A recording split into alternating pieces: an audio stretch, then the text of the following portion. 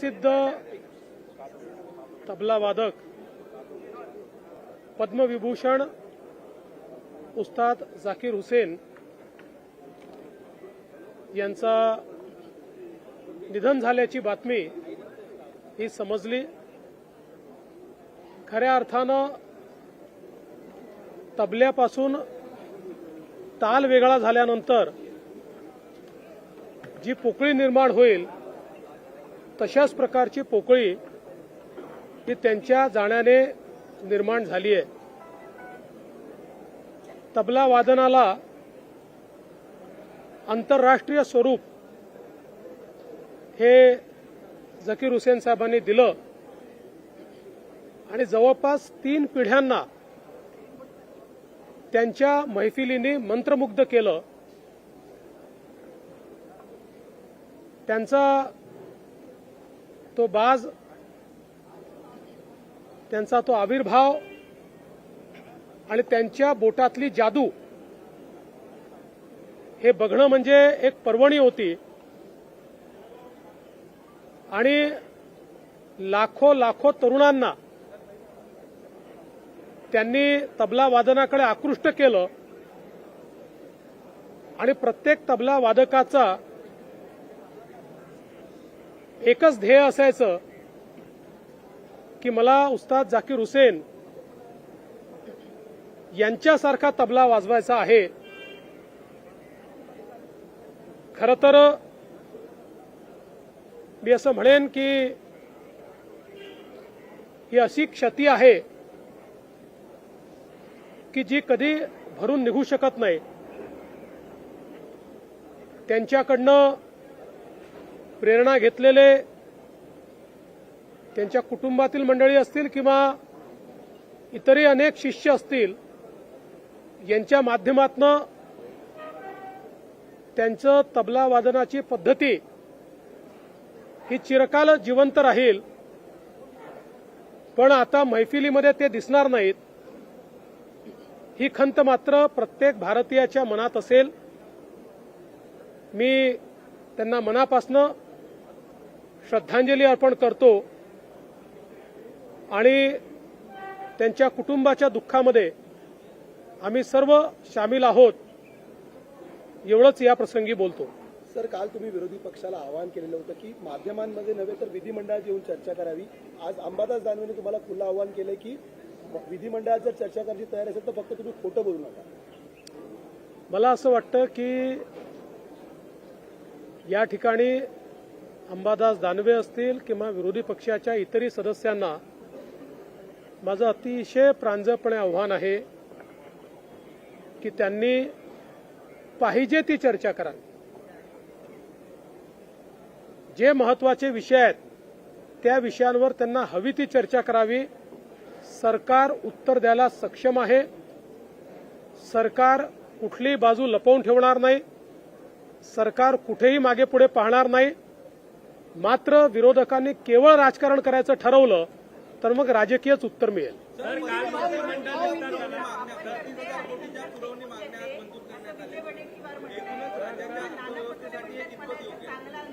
35,000 कोटी रुपयाच्या पुरवणी मागण्या मांडलेल्या आहेत, त्या लवकरच चर्चेनंतर मंजूर होतील। आपण जर बघितलं तर आपला अर्थसंकल्प 6 लाख कोटीपेक्षा मोठा आहे। जेव्हा आपला अर्थसंकल्प 2-2.5 लाख कोटीचा होता तेव्हाही आपण 15,000 कोटीच्या पुरवणी मागण्या मांडायचो आणि विशेषतः जेव्हापासून आपण नवीन अकाउंटिंग सिस्टीम सुरू केलेली आहे तेव्हापासून पुरवणी मागण्यांची संख्या वाढलेली आहे। कारण पूर्वी आपण जवळपास वर्षभरातल्या सगळ्या गोष्टी बजेटेड करायचो, आता आपण त्या अर्थसंकल्पित केल्या तरी ऍक्च्युअल त्या मागण्यांच्या संदर्भात जे बजेटिंग आपण करतो ते पुरवणी मागण्यांमध्ये करतो आणि म्हणूनच मला असं वाटतं की 35,000 कोटीच्या या पुरवणी मागण्या आलेल्या आहेत। योग्य चर्चा करून त्या मागण्या आम्ही मंजूर करू। सुधीर भाऊ विधानसभेच्या कामकाजात सहभागी होणार नाही अशी चर्चा सुरू आहे। तुमची काही चर्चा झाली आहे का सुधीर भाऊंसोबत? पहिल्यांदा तर ओबीसींबद्दल बोलायचा काँग्रेसला अधिकार नाही।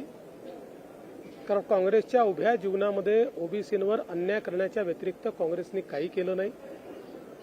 महाराष्ट्रातलं ओबीसी मंत्रालय मी मुख्यमंत्री असताना स्थापन झालं. महाराष्ट्रामध्ये ओबीसी समाजाकरता 48 GR हे आमच्या सरकारने काढले. मी आणि शिंदेसाहेब असताना महाज्योतीची स्थापना असेल, 52 हॉस्टेल असतील, शिक्षणाची व्यवस्था असेल, PhDची व्यवस्था असेल, वेगवेगळ्या प्रकारे विदेशी शिक्षणाची व्यवस्था असेल, रोजगाराची व्यवस्था असेल, सगळ्या बाबतीतली कामं ही महायुतीच्या सरकारने आम्ही केलेली आहेत. काँग्रेसला दाखवण्यासारखं एकही काम नाही.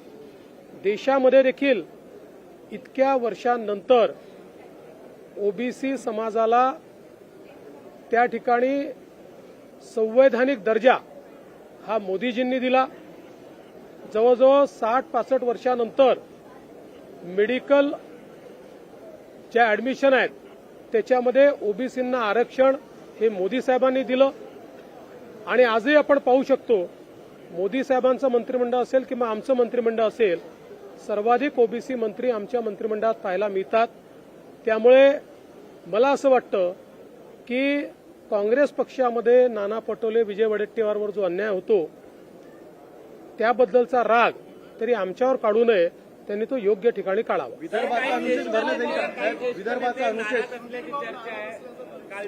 माझी सुधीर भाऊंची नीट चर्चा झालेली आहे.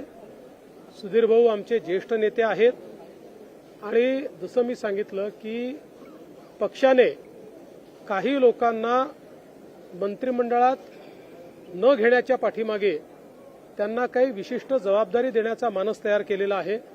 शेवटी पक्ष आणि सरकार या दोन्ही गोष्टी आपल्याला चालवायच्या असतात. त्यामुळे काही वेळी सरकारमध्ये काम करणारे पक्षात काम करतात, काही पक्षात काम करणारे सरकारमध्ये काम करतात. सुधीरभाऊ अतिशय अनुभवी नेते आहेत, महाराष्ट्राचे आमचे अध्यक्ष राहिलेले आहेत. त्यामुळे आमच्या केंद्रीय पक्षाने त्यांच्याबद्दल काही विचार करूनच त्यांना मंत्रिमंडळात घेतलेलं नाही.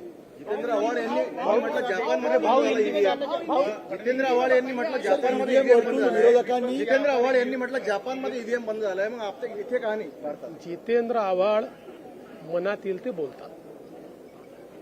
त्यांना कुठला पुरावाही लागत नाही, त्यांना आगाही लागत नाही आणि पिछाही लागत नाही. त्याच्यामुळे अशा प्रकारच्या प्रश्नांना मला उत्तर विचारू नका. त्यांच्यासारखे बोलणारे काही लोक आहेत, मी तुम्हाला नावं सांगेन, त्यांना उत्तर विचारा.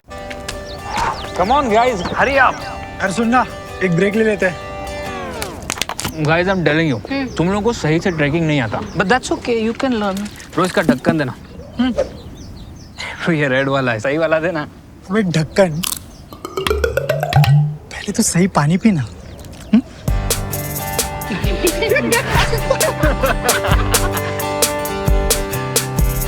Manikchand Oxyrich, proudly Indian. Tours and travels विश्वातील एक विश्वसनीय नाव मँगो हॉलिडेज घेऊन आले आहेत धम्माल फॉरेन टूर्स खास तुमच्यासाठी. एक्झॉटिक युरोप 17 रात्री 18 दिवस, साऊथ आफ्रिकन सफारी 9 रात्री 10 दिवस, नॉर्दर्न लाईट्स 8 रात्री 9 दिवस, दुबई अबुधाबी 5 रात्री 6 दिवस, व्हिएतनाम कंबोडिया 8 रात्री 9 दिवस. तर आजच आपली सीट बुक करा आणि आपल्या फॉरेन टूर्स मेमोरेबल करा. मँगो हॉलिडेज म्हणजेच अविस्मरणीय सहलीचा अनुभव. मँगो हॉलिडेज, 4था मजला, स्वोजस कॅपिटल अतिथी रेस्टॉरंटच्या वर, लॉ कॉलेज रस्ता, पुणे 4. संपर्क पुणे 83 839 505 किंवा 80 80 81 74 54. मुंबई 83 839 503 किंवा 96 53 18 74 78.